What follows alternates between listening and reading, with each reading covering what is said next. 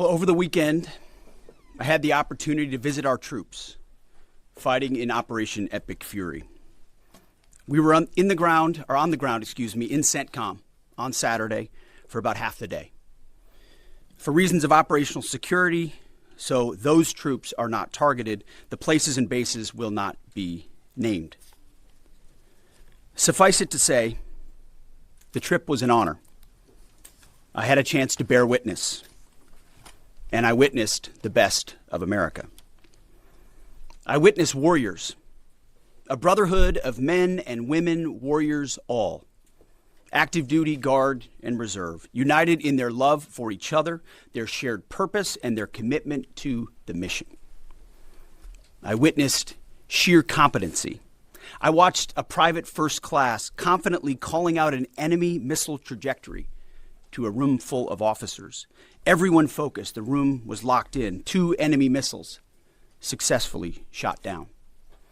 I spoke to Air Force and Navy pilots on the flight line who every day both deliver bombs deep into Iran, but also shoot down drones defending their base. Many had just returned from the skies of Iran and Tehran. I put on a headset and spoke to one crew in the cockpit, locked and loaded, each and every day. I witnessed ingenuity, American ingenuity. I met the young Army officer who figured out how to neutralize maneuvering enemy missiles, saving countless lives. His commander confirmed that the whoops and cheers erupted in the Tactical Operations Center when his new approach was first successful. I met the Air Force intel analyst who refines target packages faster than the enemy can adapt. I actually gave him my card and told him to keep me posted on the ground truth. I did the same with his boss, a colonel with a heart the size of Texas and a beautiful deployment mustache to match. I witnessed lethality. I met a junior airman as the sun was going down and a chill was setting on the tarmac, who, when asked what they needed, she simply looked up at me with a sly smile on her face and said, "More bombs, sir, and bigger bombs. We will happily oblige her."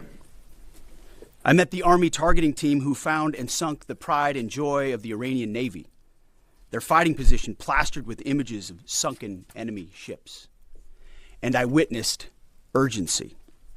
Right when we landed, another C-17 landed just minutes after us. And within 30 seconds of the aircraft coming to a full stop, a team on the ground pulled up and the cargo was being uploaded. Wartime speed.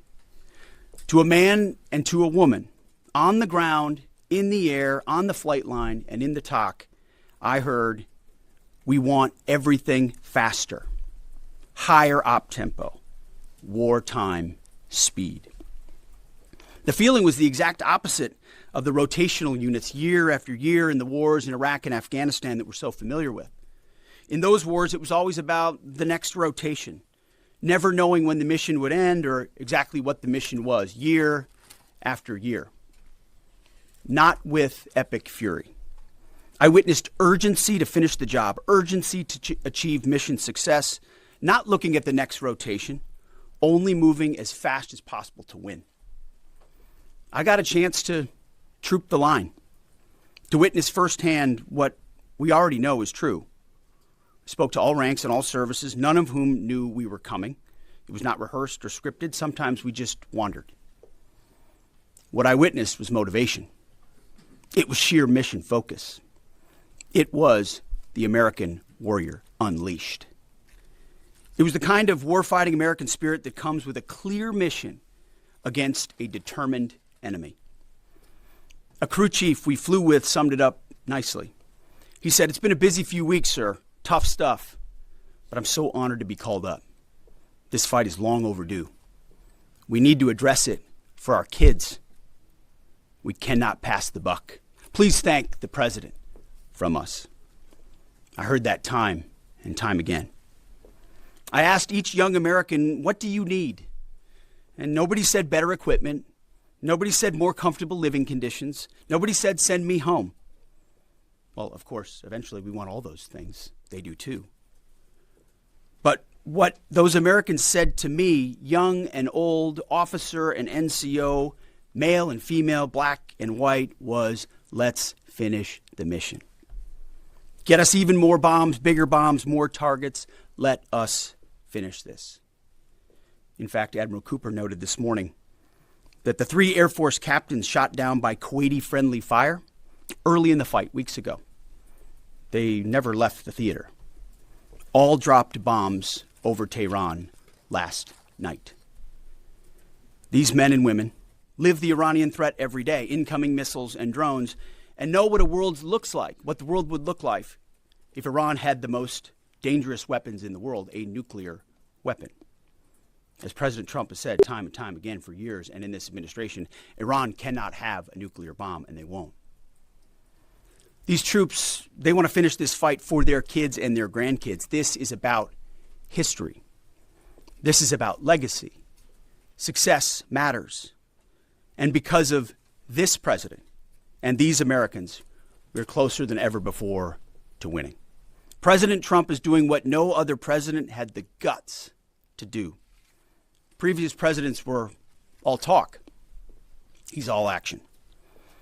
On the battlefield, because of the latitude the president has given us, American firepower is only increasing. Iran's decreasing. We have more and more options, and they have less. Just 1 month in, only 1 month, we set the terms. The upcoming days will be decisive. Iran knows that, and there's almost nothing they can militarily do about it. Yes, they will still shoot some missiles, but we will shoot them down. Of note, the last 24 hours saw the lowest number of enemy missiles and drones fired by Iran. They will go underground, but we will find them. We recently destroyed another one of their command bunkers. Leaders forced to flee. No water, no power, no oxygen, no command and control. Their faith in their caves diminishing. The latest intel is clear out of CENTCOM. Our strikes are damaging the morale of the Iranian military, leading to widespread desertions, key personnel shortages, and causing frustrations amongst senior leaders.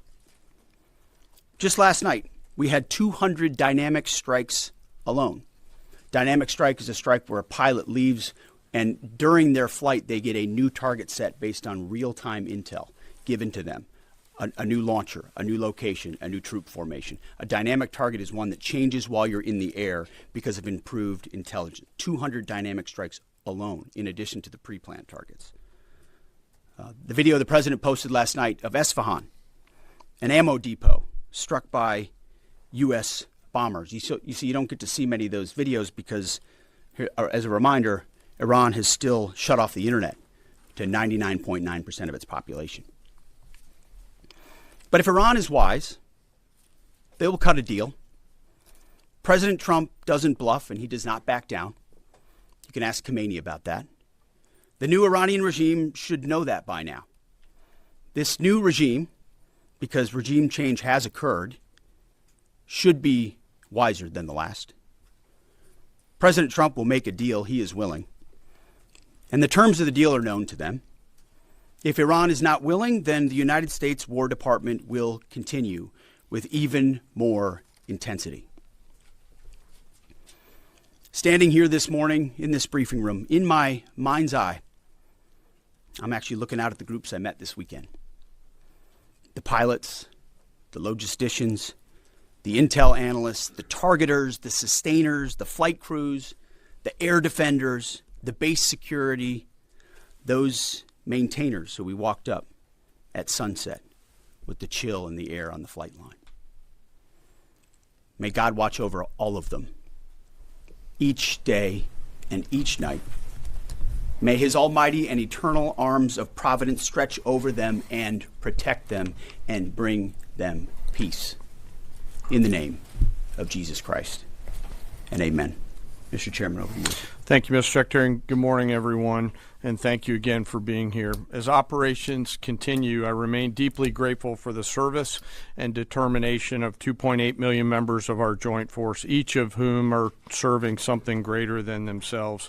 Every day, those deployed, and in many cases, those at home who are deploying forward, and bomber pulses and others, put themselves in harm's way, and we owe them a deep debt of gratitude.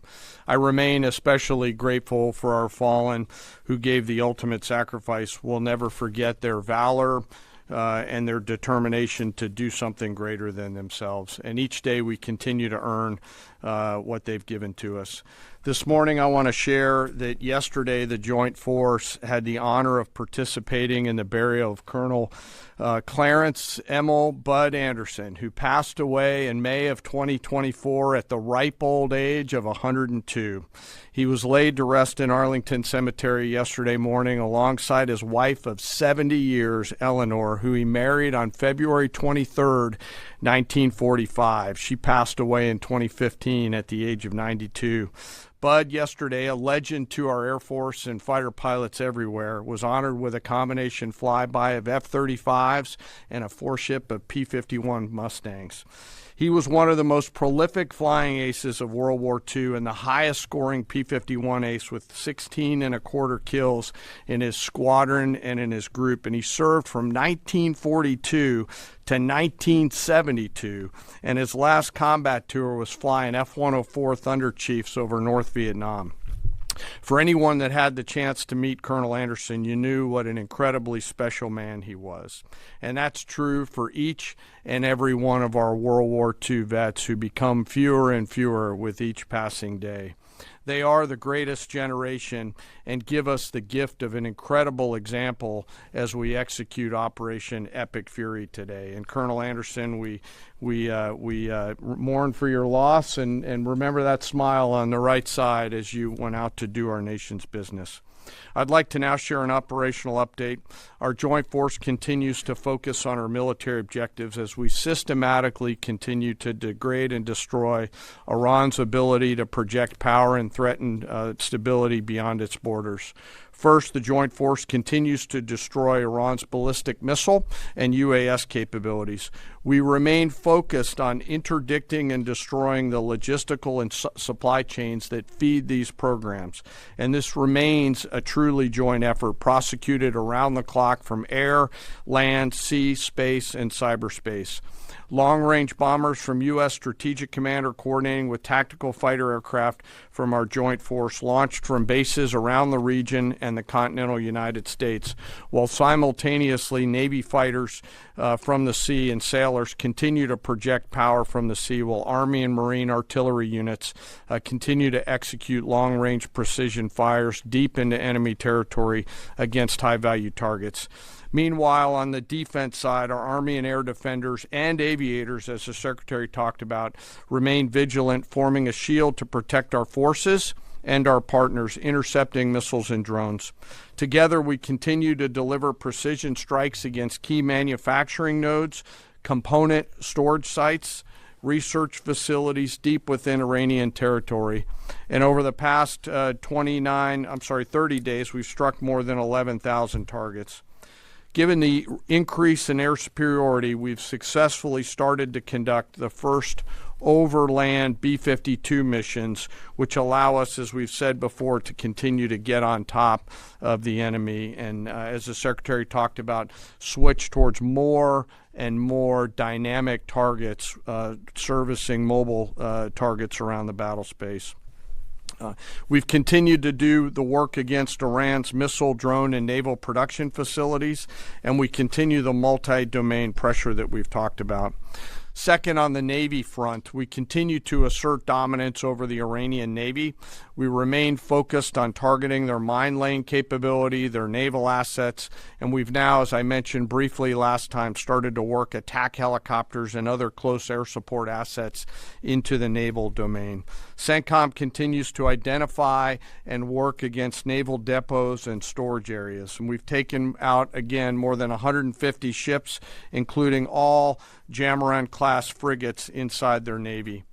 Third, we continue to prosecute our campaign against our defense industrial base at scale.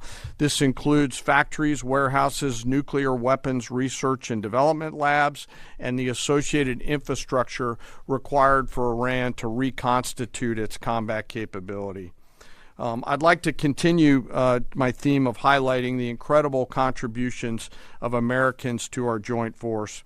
Today I want to talk a little bit about a different front line, a line that doesn't have bunkers or guard posts, but is just as critical to our nation's security, our National Assembly lines.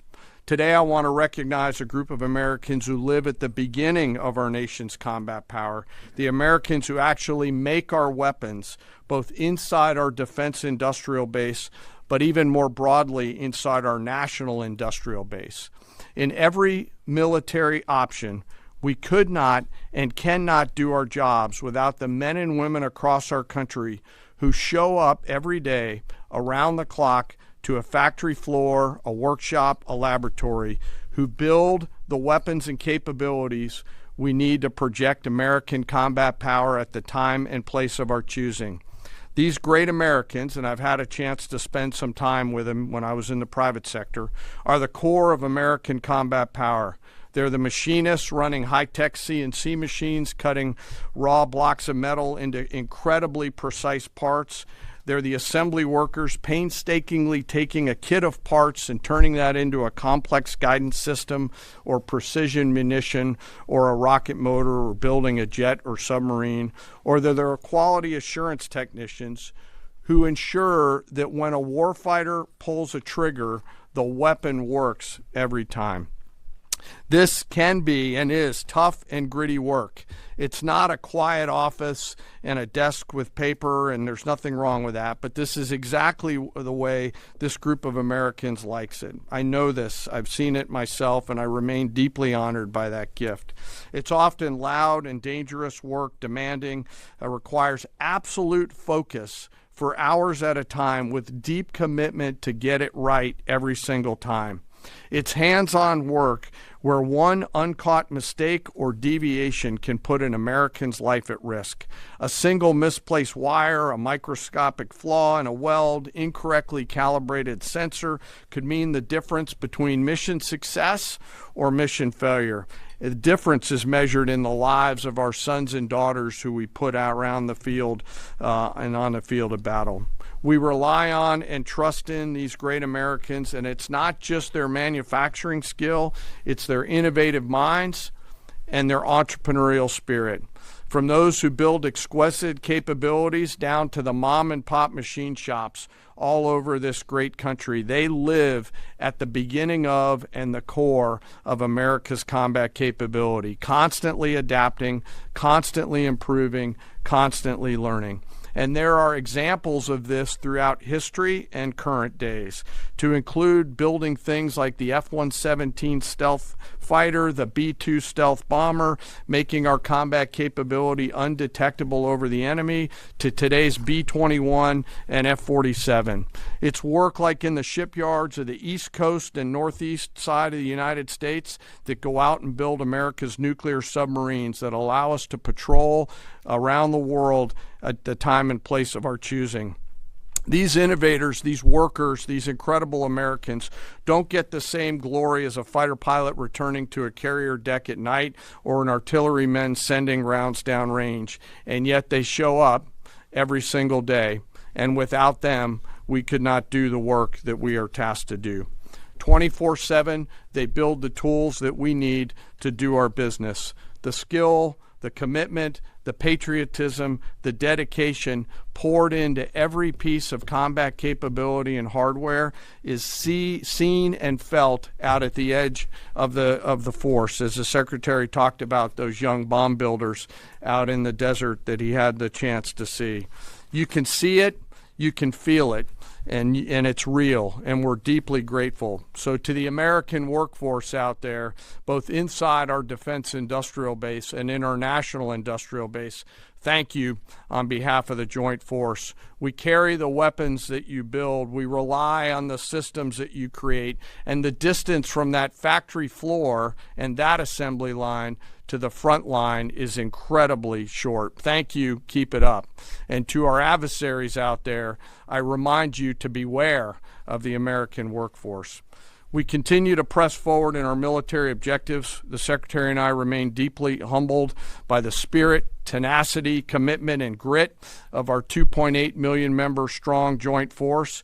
I want to, as always, thank the force and their families, and as always, remember our fallen. We carry with them and their names every day. Sir, I'll turn it back over to you. Well, thank you, Mr. Chairman. Two things.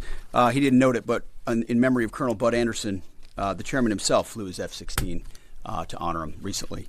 And thank you for highlighting the Defense Industrial Base, the arsenal of freedom. It's worth noting no one has rebuilt that Defense Industrial Base faster and with more purpose than President Trump in his first term. And now we're rebuilding the arsenal of freedom. Our Defense Industrial Base is more vibrant today than it's been since World War II and growing rapidly. Contrast that with Iran, whose Defense Industrial Base is nearly completely destroyed. Their ability to reconstitute the weapons of war they're using now that they're hiding in underground facilities and attriting over time, their ability to rebuild that is negligible. And I think that contrast is an enduring legacy of this as well, right here. Thank you for your time. We've had some signaling that the U.S. will retake control of the Strait of Hormuz. At that point, what military posture will be imposed to guarantee safe passage for our allies, deter our enemies, and demonstrate U.S. dominance in the region? And also, can you speak to how much America's adversaries, Russia, China, North Korea, how much they're supporting Iran's war machine at this point with arms and intelligence, and what we are militarily doing to punish the enemy coalition? Appreciate both questions. On the Strait of Hormuz, there are many more vessels flowing through today than there were.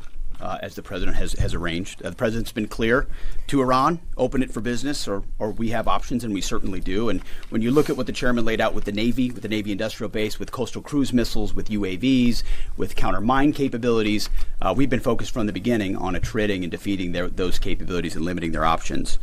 There's lots we're doing as well, some of which is known, some of which is not known, to set the conditions. And I think the president was clear this morning in his truth that there are countries around the world who ought to be prepared to step up on this critical waterway as well. It's not just the United States Navy. Last time I checked, there was supposed to be a big bad Royal Navy that could be prepared to do things like that as well. So he's pointing out this is an international waterway that we use less than most, in fact, dramatically less than most. So the world ought to pay attention and be prepared to stand up. President Trump's been willing to do the heavy lifting on behalf of the free world to address this threat of Iran. It's not just our problem set going forward, even though we have done the lion's share of preparation to ensure that strait will be open, which is an outcome the president's been very clear on. As far as Russia and China, we know exactly what they're doing, what they are or are not doing. We don't have to air publicly what all of that is, but where necessary, we're addressing it, we're mitigating it, or we're confronting it head on. I don't know if you have anything you want to add. No, sir. I think you covered it. Do you have any timeline for operability in the Strait? Thank you, Mr. Secretary. David Zier, Real America's Voice. And I witnessed that enthusiasm on the lines and our submarine builders and ironworks. It's unbelievable. But I just wanted to ask you, what's the status of the delivery of any hardened bunkers for additional protection for our troops? And without getting too specific, what kind of measures are we taking to protect some of the larger, more strategic aircraft like the Sentry and other? Well, it's a great question. I'll say what I witnessed where I went was a completely locked-in discipline of bunker use and bunker improvement. So from the beginning, as we stated very clearly, the first thing we did was set up a defense and make sure our defensive capabilities were maxed out before any of this even started. That included fortifications as much as possible, but it also included disbursement. If all of our people are in one place, you could imagine why that's a big problem. So dispersing is part of that defeat. Alongside that disbursement is more and more bunkers. And I can tell you, talking to base commanders, talking to our allies in Israel, talking to others, rapidly fielding that and then improving those positions is a theater priority, no doubt, as are the air defenses and the layered air defenses. It's not just Patriots and THAADs. It's fighters and defensive caps. It's other kinetic defeat systems. It's electronic warfare. So the defense of our troops and our assets is max. I will say on some of those other assets you talked about, air wings, airframes, there's some things adversaries are doing to provide info and intel that they shouldn't. We're aware of it. And ultimately, we move things around and don't. One of the biggest principles you learn in the military is to not set patterns, predictable patterns. And so commanders are working hard to adjust in real time with those systems and make sure they're in the right places and not easily targetable. Jillian. Thanks, Mr. Secretary. The U.S. and Iran appear right now publicly to disagree about whether there are these negotiations ongoing. What impact does that have on military strategy? Does it have any bearing at all? And General, the President wrote yesterday that the U.S. might destroy Iran's electricity generating plants and oil wells. Those are his words before ending this operation. Is there a way to do either of those things without seriously jeopardizing or seriously harming civilians?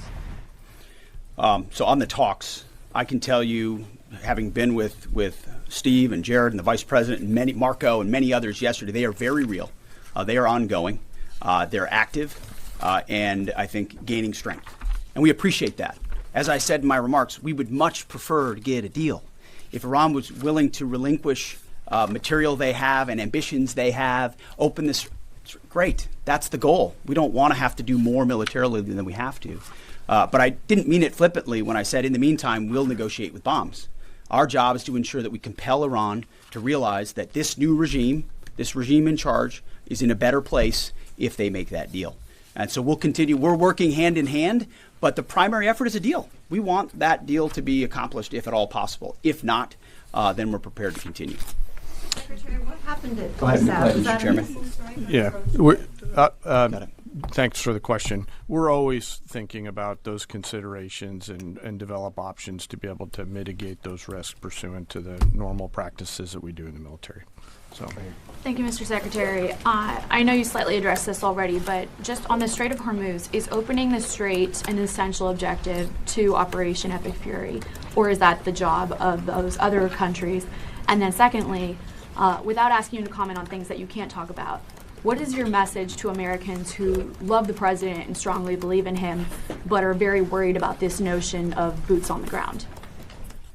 Well, first on the Strait of Hormuz, our core objectives from this podium, from day one, from me, from the chairman, from the president, from the vice president, from Secretary Rubio and others have been clear. Defense missile production and missile programs, so their entire missile program, defense industrial base and production ability to build, and Navy and power projection. So those have been, and then of course, wrapping it all is Iran's never going to have a nuclear weapon. So those have been very clear. Defeating the Navy is a core part of ensuring they can't project that kind of power. But ultimately, I think the president's truth this morning lays that out very well, that this Strait of Hormuz issue, which we've set the conditions for success, and we will make sure Iran knows that very clearly, is not just a United States of America problem set. We've been willing to lead. President Trump's led the entire time. But it's not just us. So ultimately, I think other countries should pay attention when the president speaks. He's proven that when he speaks, he means something. And he's pointing out, you might want to start learning how to fight for yourself. It's something some of us have been saying for quite some time. You can't just have flags. You have to have formations. You can't just have a few ships. You have enough to affect change. Those things matter in a dangerous world with ascendant adversaries. That's why the chairman's talking about our industrial base. That's why we're launching the Arsenal of Freedom tour to revive our defense industrial base. President Trump doing it in a way that nobody else has.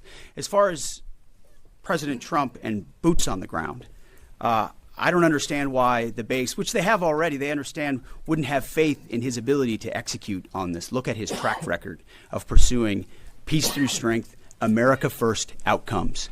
And what he's simply saying, and it's exactly true, and I've said from this podium too, we're not going to foreclose any option.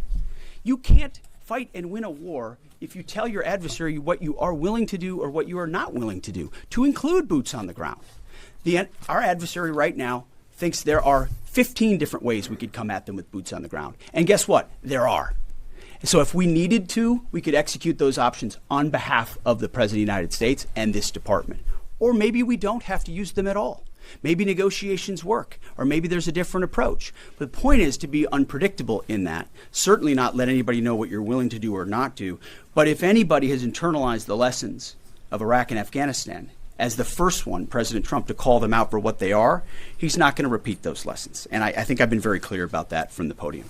Yes. Thank you, Secretary Hegseth. A question for you and then a question for General Caine. You said we're a month into the Operation Epic Fury. How long until the objectives are achieved, and is there a scenario where a deal is struck before the objectives have been achieved? And then for General Caine, there's been lots of media coverage that suggested a ground invasion is imminent. What other purposes might the soldiers and the Marines who have been deployed over to the Middle East serve in this conflict? Well, just like the previous question, it's sort of military 101. Don't tell your enemy what you're willing to do or not do, and don't tell your enemy when you're willing to stop, especially an enemy that likes to hide in bunkers and try to hoard their missiles and hope you'll wait you out. So that's not a question I'm going to answer, or the president has said definitively. We have our own goals and guidance and things military objectives that we're moving toward and things that we look at.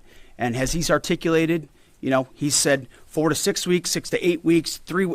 It could be any particular number, but we would never reveal precisely what it is, because our goal is to finish those objectives.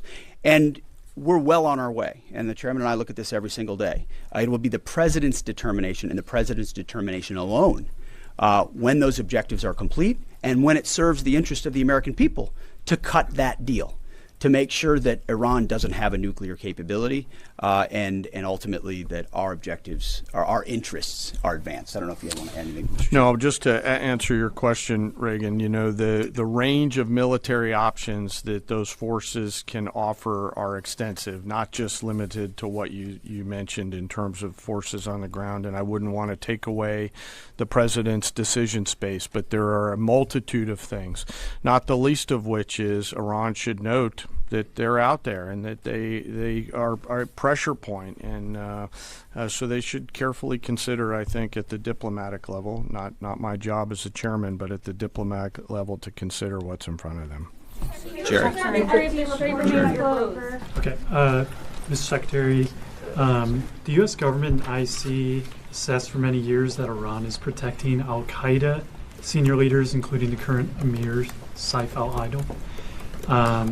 Does the U.S. assess that he's still in Iran? Has he fled to Afghanistan? Is he on a target list? And Mr. Chairman, based on CENTCOM figures and open source, Iranian daily missile barrages and drone launches have indeed dropped dramatically since the start of the war, but they're not at zero. And they seem to have maintained some level of low but stable numbers. Perhaps they've dropped a little bit more in recent days. How do we get that closer to zero? And what impact is Iran's degraded but still very real capability impacting current and future operations?